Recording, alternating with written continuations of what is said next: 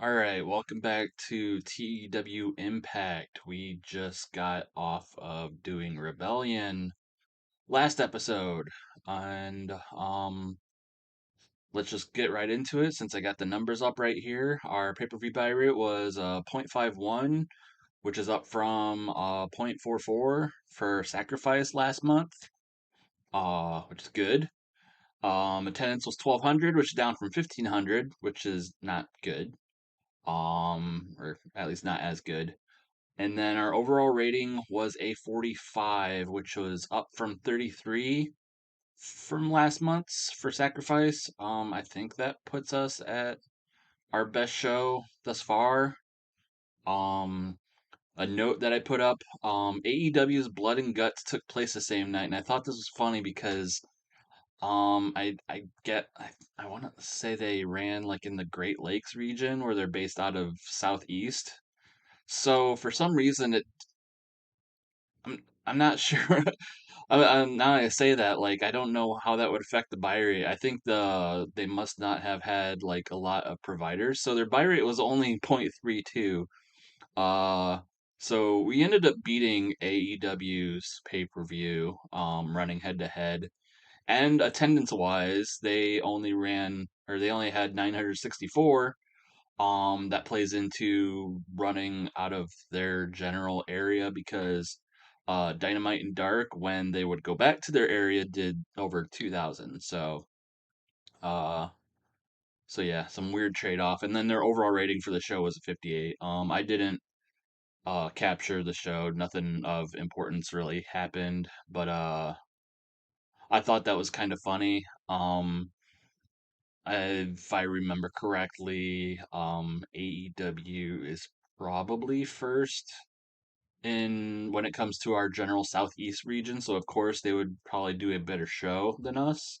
Um, we're just hoping to not come in last, so hopefully these show ratings will get us up more, at least not last, so we can stop suffering these attendance drops because that's where we're really getting it. Everything our pay-per-view buy rates, our show, ratings, our overall ratings, everything just slowly going up, but our attendance is what's holding us back and probably costing us in the long run. So, impact news, I put lack of big names hurt attendance for Rebellion, which is the general uh complaint that we usually get. So again, we need more, noticeable names to get attendance, but we also need to stop coming in last place in our regional battles. Shara has accepted the contract extension, which was just a handshake deal. Like I mentioned last episode, I forgot and let it run out, and it was the last day to negotiate when he, also had a pay-per-view pre-match or pre-show match. So we just offered the extension. We got another excursion offer, this time from Pro Wrestling Noah. They have offered us Yasutaka Yano and we took him for a 2-year handshake deal. I think the same deal as our AAA guys. So, yeah, another new face, popping up. Um, Not super familiar with him. I looked up some matches online, but he is basically like a year or two into the business, like just graduated like Noah's training system, I guess. So he's at that excursion stage where they're, trying to, slightly above the young boy status. So, yeah, another face on our roster. And also, New Japan also extended a contract offer to Eddie Edwards. Like I said last episode, they did extend one to Doc Gallows, and again, like there's like I couldn't find a way to see if there was like any sort of counter offer or even what like Japan was offering. So I don't know if they're offering exclusive deals. That's what they've been signing people to, but they've also been signing people who aren't really wrestling anywhere else. So I don't know if we I feel like if we lose Doc Gallows, we can deal, but if we lose Eddie, that would probably be our biggest blow because pretty much he's our uh I wouldn't say like our top guy. I want to say like we're trying to make Josh Alexander our top, like at least our top singles guy. Um, but Eddie Edwards is probably who's left as like our top guy in terms of in terms of like his stats and regular performance and all that. So losing him would suck. But, you know, again, I don't know if New Japan plans to sign him exclusively or what. But yeah, just thought I'd put that in there. American news. For WWE and NXT, Titus O'Neil, Mike Rotunda, and Persia Parada have all extended their exclusive written deals. AEW, the world champion CM Punk has extended his exclusive written deal. Yeah, I'm not really gonna get into the real life stuff, but yeah, just kind of funny that that happened this week or the last couple weeks, really. John Silver extended his handshake deal, and then Brandy Rhodes suffered a moderate shoulder separation in the main event of Dark, defeating Kayla Rossi, expected to be out about a month. So, whatever. Um, NWA Crimson extended his handshake deal. MLW Lapart Jr. extended his deal, and then for AIW, Dominic Guarini has begun training for an MMA fight, so he will be away from wrestling for the next 4 months. So, big blow for AIW, um, losing Dom, at least for the time being. Japan news: New Japan Moose has signed an exclusive written contract, so Um, if you've been watching the series, we fired him a couple months ago, or at least a month or so ago.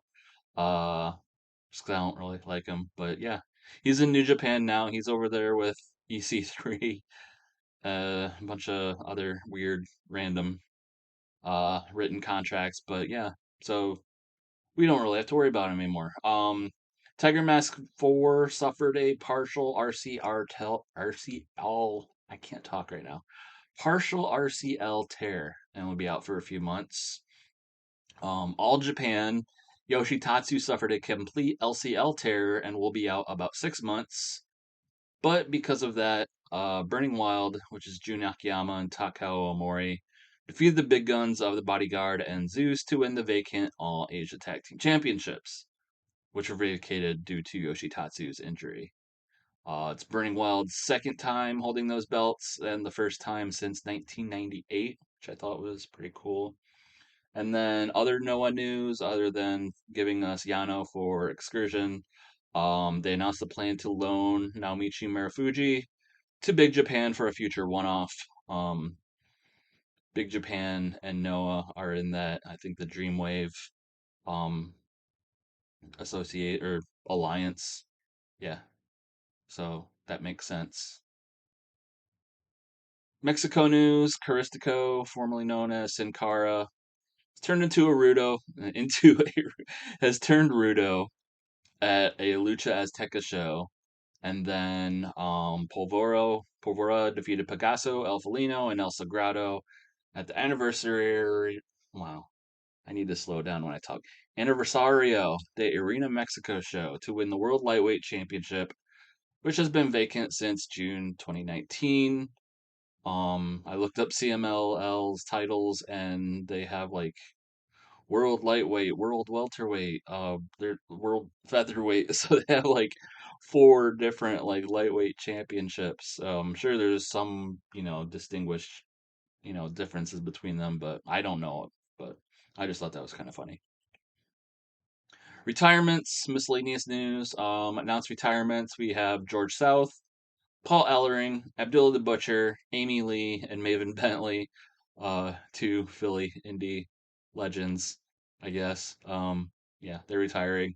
Officially retired Junji Hirata, Pepe Casas, Raymond Rougeau, and threw in a note here that apparently Ali Catch and Oren Veidt have started dating. So maybe Ali needs a fake Vax card. I don't know. Before the impact, we have a lot of red numbers, but Starts off with Janai Kai defeating Masha Slamovich, mostly with help from Tasha Steeles and Savannah Evans, which the segment after that match has them all basically 3-on-1 beating Masha down. We get Ace Austin promo. Reminder that he was blinded by a fireball at uh Rebellion, the Rebellion pre-show in the casino match. Uh, basically cuts a promo that while he might be out of action for a little bit, he the fireball has opened his eyes to the future and blah blah blah. So, and then we get another backstage segment where Caleb with a K sides with Larry D and Falaba, basically thanking them for their help in recent weeks and offering him their services. Larry seems to be quite, well, the services managerial and as far as, influencer social media type services, and Larry seems to be down with that. Fala maybe not so much, but uh Larry is now known with Larry as a D and is somewhat, cleaning himself up and trying to look cool. Fala still, doing his own thing. But in the main event, they lose to our Team AAA of Astrolux, Gotita de Plata, and Commander. And then after that match, we basically get Diener coming out of a recap of what he was saying the week before, where he's like, he just has the urge to fight and is willing to fight anyone and anywhere. Out comes the debuting Mance Warner, where he reveals that, he reminder that he has been injured. It is April, um, in this, right now. It's not September, so he is just coming back from injury and itching to fight, and basically challenges Diener to a match next week, but either way, the challenge devolves into a brawl, and the two have to be separated to end that show. Overall rating of 26, not that great.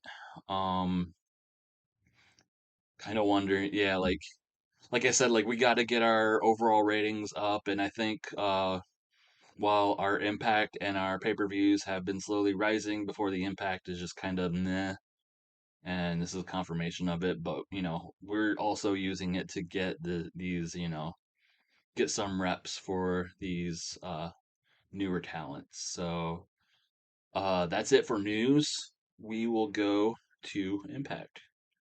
All right, we start off Impact with Speedball Mike Bailey versus our Noah recruit, I guess you can say, off on an excursion, Yasutaka Yano.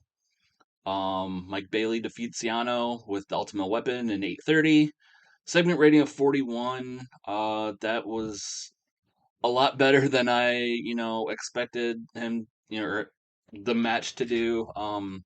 Considering no one really knows who Yano is, and he's only like a year in the business.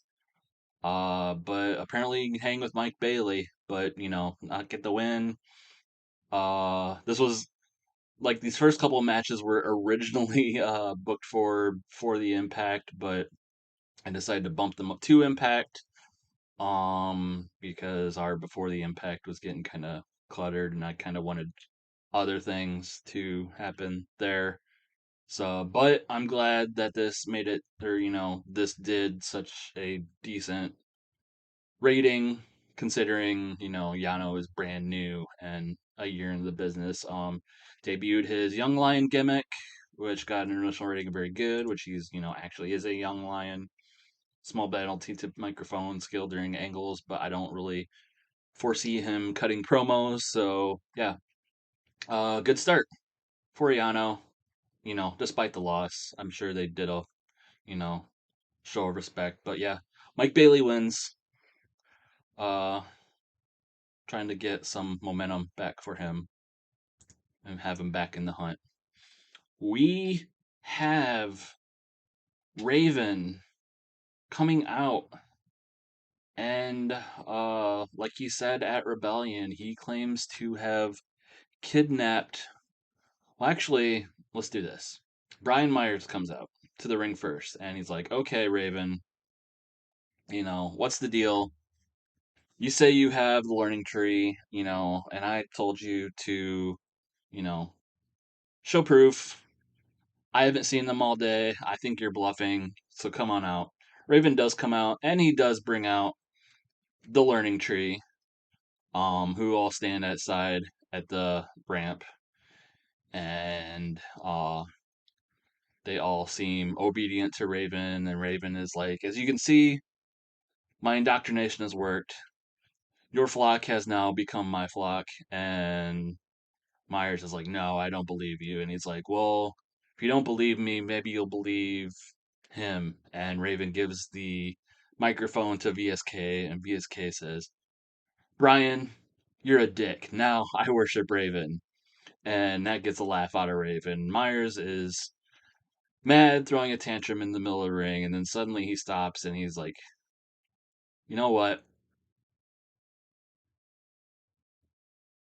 I I don't know what to say. But what I do know is that you're old, and your mind games maybe don't work as well as they used to anymore. You can go around and like maybe get some weak-willed individuals to fall underneath your spell. But me and my guys, we're not gonna fall for it. Guys, get them." And all three of them jump Raven, beat him down on the stage. And Myers is like, you can't defeat, my training. I train these guys. These guys are my guys. And you think you can just come off the street and, take what's not yours. That's what you've done your entire career. You've just taken and, but now, we're going to give you a beating. And the learning tree seems to be back on Brian Myers' side. Brian eventually joins in on the beatdown once Raven is sufficiently beaten down.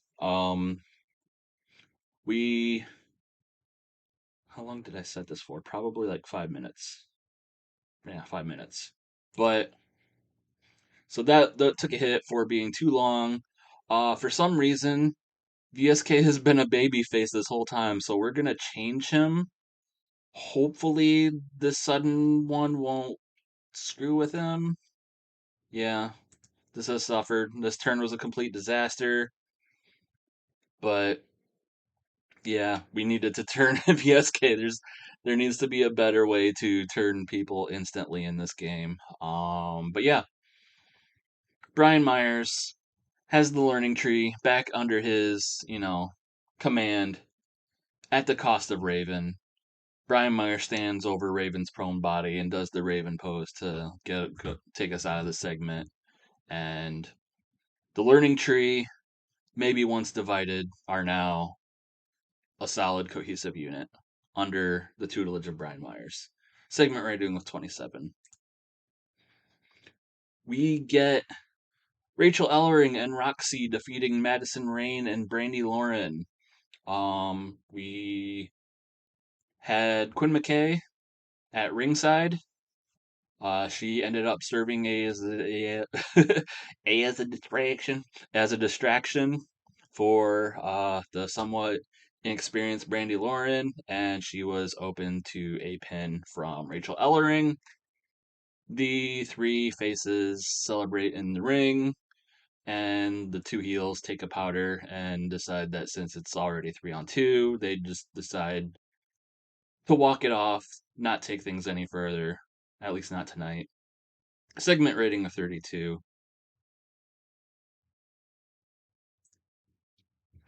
We go backstage where Rosemary and Ty Valkyrie are trying to patch things up after the events of Rebellion.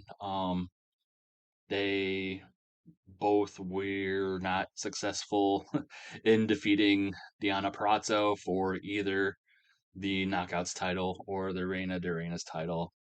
And of course, they fought it out a little bit at the match, but um, they suffered due to the interference of Chelsea Green. They revealed that they have a match against Diana Prazzo and Chelsea Green later tonight, and they want to be on the same page. So they try to patch things up. Things seem tenuous, but they're willing to patch things up tonight to get over on Diana Prazzo one more time. Segment rating of 28. The storyline has lost heat somewhat. And then we get a montage of our newest signing, Zhao Xia. Basically, this is a workout. Just showing off how buff she is and her insane training regimen. If you have seen her Instagram, her training is quite strenuous. Um, so we basically show how talented and how dedicated she is to being in shape and being in fighting shape and her fighting styles and talents and all that. Basically, showing that, you know, she is ready for any challenger that may come her way. Segment rating of 32. And then we get a did a music video for Shark Boy, who lost the X Division uh championship to Steve Macklin at Rebellion. This is like he's not actually injured, but this is basically a mocking tribute where all of his past accomplishments and uh things and stuff are shown in like black and white and slow motion and played to like a knockoff of Sarah McLachlan music and trying to be, a fake tearjerker and kind of basically saying like, Shark Boy is, you know, I wouldn't say dead, but Shark Boy lost his title. He's, not going to, you know, be a player any longer. Segment rating of 17. Um, but basically, Steve Macklin comes out and he has the X Division title. He's laughing. You kind of get the vibe that he put together that, or at least had someone put together that mocking tribute to Shark Boy. And basically, he's trying to give himself a big celebration for winning the X Division title. He's said for months that there's been a conspiracy behind or against him, but he's defeated the conspiracy. He's X Division champion. He's gotten what he's wanted, and he wants everyone to cheer, and no one does, of course. No one likes Stephen Macklin. But the new number one contender comes out, Shane Strickland, and basically stares him down, cuts a promo of his own, and basically, instantly gets the fans on his side because Swerve is cool as hell. And basically just sends the message that at Under Siege, the X Division title will be his because Impact is Swerve's house. Uh, Says they fight, but I'm not gonna have them fight just yet. Basically, Swerve just comes out to be cool, and Steve Macklin comes out and just is a giant dork but brags about being the, X Division champion finally. Segment rating of 35. And then we get Trey Miguel versus Chris Bay. Uh, Seems like a trade off because Chris Bay is the one to get the win. Chris Bay's stock has been slowly rising. He defeated Rich Swann and Willie Mack last week. Trey Miguel's stock has been slowly declining ever since losing the X Division title to Shark Boy a couple months ago. But yeah, Chris Bay gets the win against Trey Miguel. Segment rating of 41. And then after that match, we go backstage, and Willie Mack's just kind of hanging out, and Rich Swann runs up to him and just kind of like shoves him. He's like, "Hey, what was the deal last week?" And Willie's like, "What are you talking about?" He's like, "You just gonna sit there and you're gonna let me get pinned by Chris Bay last week. Come on, I thought we were friends. And Willie Mack's like, what are you talking about? Like, we're not a team anymore. Like, we may be friends, but like he said, like we're not a team. Our basically getting a point like our careers are our own, and I'm gonna watch my back, and I'm not just gonna stand around. You're my friend, but when push comes to shove and it's match time, I'm not exactly gonna watch your back. I didn't let you get pinned. I just didn't make it to the ring in time to break it up. But whatever you want to think, you can think it. And basically, it ends in Rich challenging Willie Mack to a match next week on Impact. So, despite the fact that they broke the tag team up to save their friendship, it looks like their friendship's in jeopardy, anyways. So, and then we get a promo from Joe Doring. It is a pre-taped promo, and he wants to get over the fact that Eric, Eric Young called him out at Rebellion, fully knowing that he was wrestling in Japan, and he's had a strenuous schedule, and he just won the championship carnival tournament, and that's probably going to be the biggest, at least so far, the biggest win of his career, the biggest feather in his cap for his career, and you know that's just something that Eric Young doesn't understand. Eric Young is off in his own world of, you know, sickness and violence and all this stuff, and he's like, but if he motions around to him and he looks around, and he's like, if you can't tell right now, I'm in America. I'm on American soil this week, and I'm gonna be at Impact next week. So Eric, if you want to hash this out in the ring, I'll meet you at Impact next week, and we can talk this out, or we can we can talk it out, or we can walk it out. uh, Basically, it's like, we can do this one way, we can talk it out, or we can just bash each other's heads in. And I know you're still injured. I don't mind bashing your head in, but if that's what you want, we can do it next week on Impact. Segment 27. Their burgeoning storyline is slowly gaining heat, I guess. Um, and then we get the Impact champion, Josh Alexander. Despite defeating Jonathan Gresham at Rebellion for the Ring of Honor World Championship, he does not come out with the Ring of Honor World title. He only the Impact title.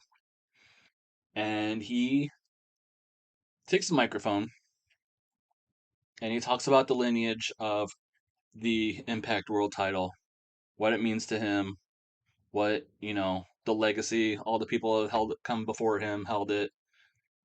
And now he wants everyone to know that he's talked with former Ring of Honor officials and gotten the blessing to merge the titles, merge the histories. So it's one more great lineage of wrestling is instilled in this Impact title belt. You can look back through the history of Ring of Honor and TNA and NWA and everything else, and know that this belt means excellence. And eventually Nick Aldis comes out with a microphone of his own and interrupts him. And he's like, I'm sitting there listening to your speech, and first I want to say congratulations. But when I listened to your speech and heard you mention NWA, I think you need a little history lesson. Impact split away from the NWA, and when it did that, I went to the NWA and I became their biggest champion. I became the biggest, most successful NWA champion in recent history.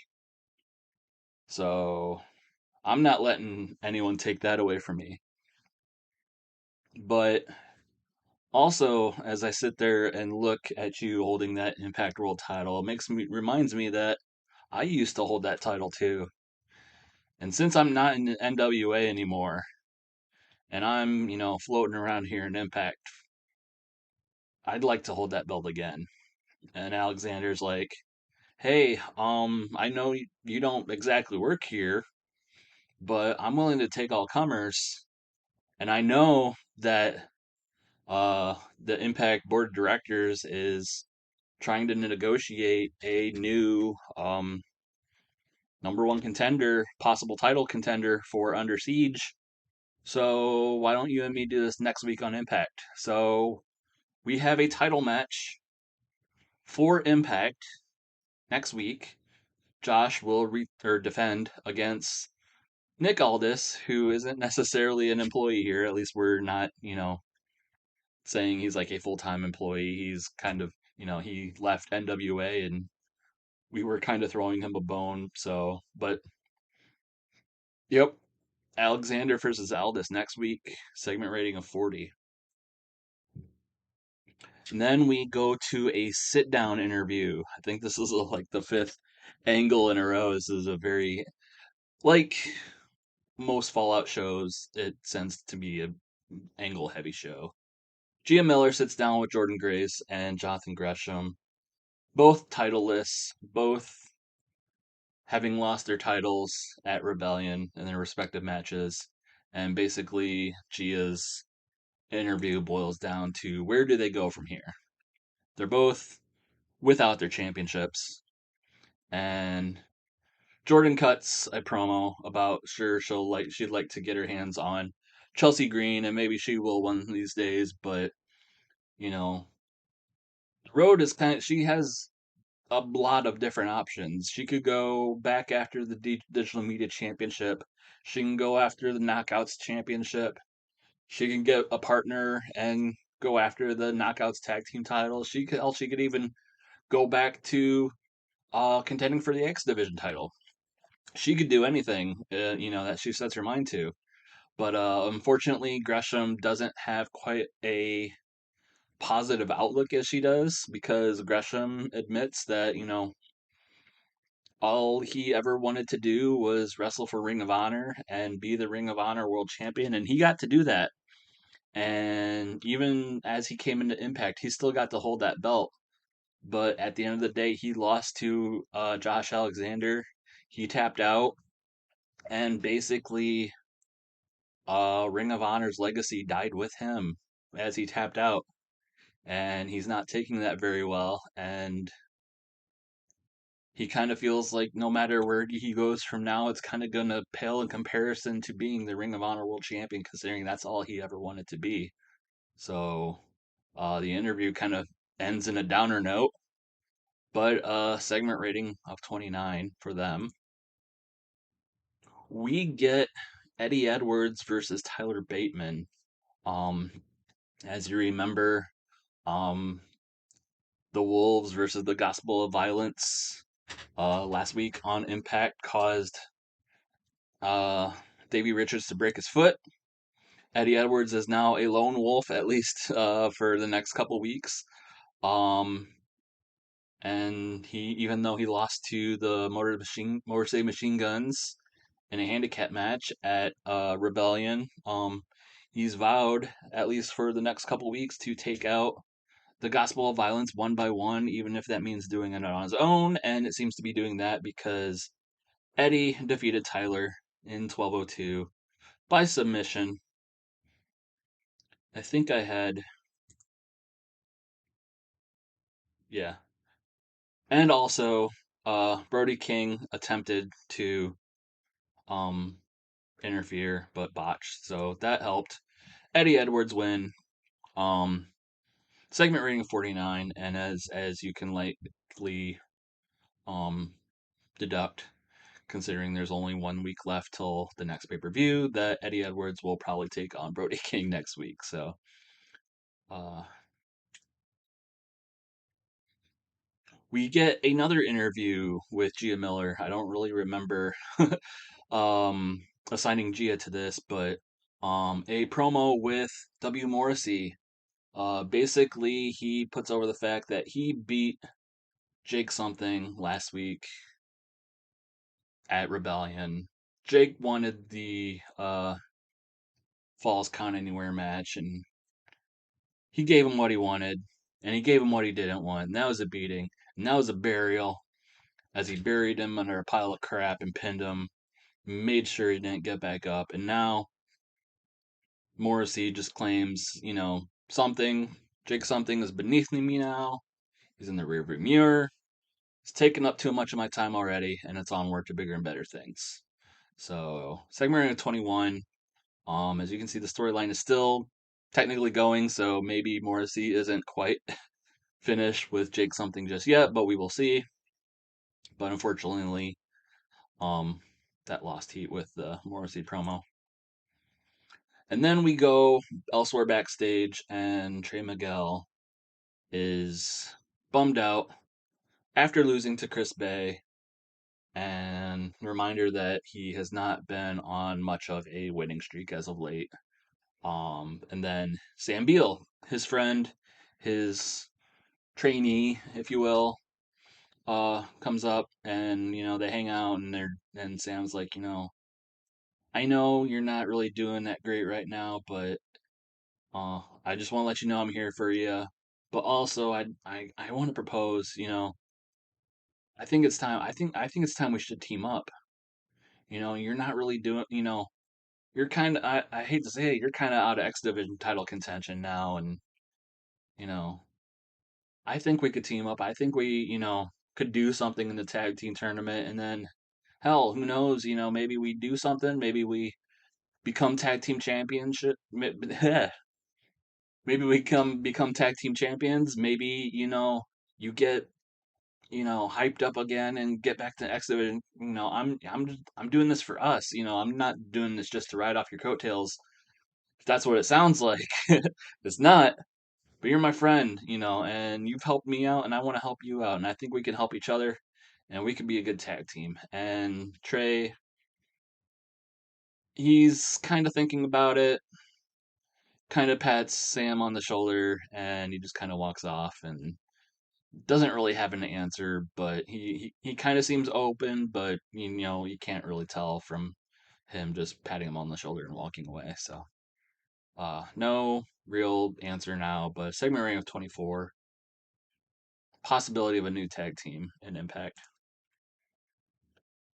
And then we get a promo from the Impact Tag Team Champions, the Good Brothers. Basically, they come out instead of the Morrissey Machine Guns and basically taunt the crowd, saying, like, oh, I bet you guys wanted a big speech from the Morrissey Machine Guns about how they won the tournament and how, they're going to take the belts from us at Under Siege. But, basically, that's not going to happen. We're the most dominant team in Impact. We're the most dominant team in the world.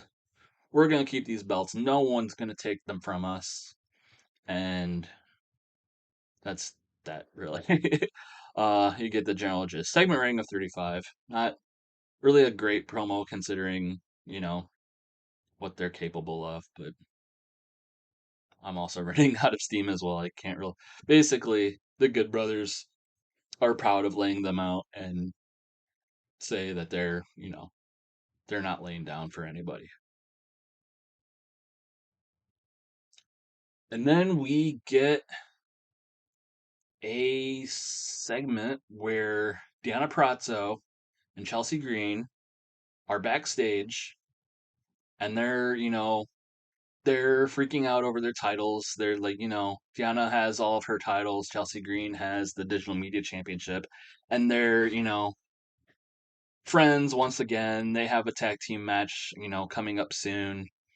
And Chelsea thanks Deanna for the help, and Deanna thanks Chelsea for the help, and they're best friends, and they're tag team, well, they're not tag team champions, but they have belts.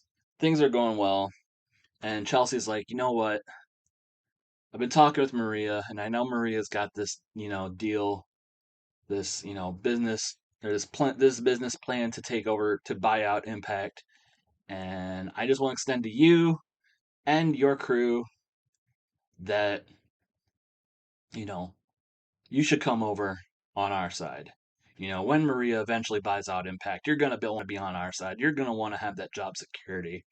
And eventually, Robert Evans pops out with a contract and offers it to Deanna Prato, and Prato agrees. So basically, we have a merger between Maria Canal LC and Diana Virtuosa Associates, I think I called them originally. So now they are one big happy family. They are one big stable. The hostile takeover has continued. Cross our fingers that we are going to turn Robert Evans heel. Okay, this one got good. So us having him, show up on Impact, not necessarily turning heel. Well, okay, maybe it didn't. Shit. So yeah, so yeah. Another bad heel turn. I hate how it's like you have to plan for these turns, but like if you're doing a show like this, you don't want to necessarily give away the turn with, people uh hinting at a heel turn weeks in advance and then when they finally turn heel, you already knew because something in the game was telling, whoever's watching this that they were going to turn heel. So, yeah, that sucks. So basically anyone who's going to turn heel from now on is just going to have to deal with it. Segment ring 33. And then we get our main event of Ty Valkyrie and Rosemary versus the BFFs. Wasn't sure what to name them. I'm not gonna call them Vexed. It's a stupid name. They're not in NXT, and they're not exactly vexed because what have they to be vexed about? They're both champions, so they're both on top of the world. So whatever, they're the BFFs now. Basically says Deanna Prazzo submitted Taya after blatantly cheating, but that was, I think we had a miscommunication. Yeah, miscommunication by Rosemary. So basically, the face team of the former friends or the friends, their relationship kind of got in the way of either one of them walking out of Rebellion as a champion. So, and Deanna and Chelsea were able to capitalize on that. Segment rating of 38, Chelsea Green was off her game. The weak link struggling to keep up with everyone else's ring performance. Um, but in the end, as Deanna and Chelsea celebrate, Rosemary and Taya Valkyrie are left in the ring. Rosemary apologizes for the miscommunication and screwing up, allowing Taya Valkyrie to get mad. She had to tap out to the Fujiwara armbar. Rosemary wasn't there to save her. Taya gets mad, shoves Rosemary down, and walks off on her own to end the show. Segment rating of 30. Overall rating of 36. So, a dip back down again. The show lost its popularity in two regions, so I'm thinking that showing, yep, Impact doesn't have enough interesting storylines going on, so whatever storylines that were considered hot are probably not so much anymore. We needed three, and I think our three were now the tag titles with the Wolves versus the Good Brothers, um, Rosemary and Taya and Diana, and then something and Morrissey. I'm thinking those last two probably are not considered hot anymore, but we're still going to keep them going. Hopefully, they will, pick up, especially with Under Siege in a week. And again, this is the last week of April, so I'm sure we will find out what, where we stand in the regional battle if we continue being last and if we continue suffering attendance issues. But next week, We have what do we have next week? We have Rich Swann and Willie Mack. Not officially announced, but like we'll have Eddie Edwards versus Brody King, and then we have the Impact Championship match of Josh Alexander versus Nick Aldis. So tune in for that next week and tune in to see what May brings us. And then after next week, we have Under Siege. So thanks for watching.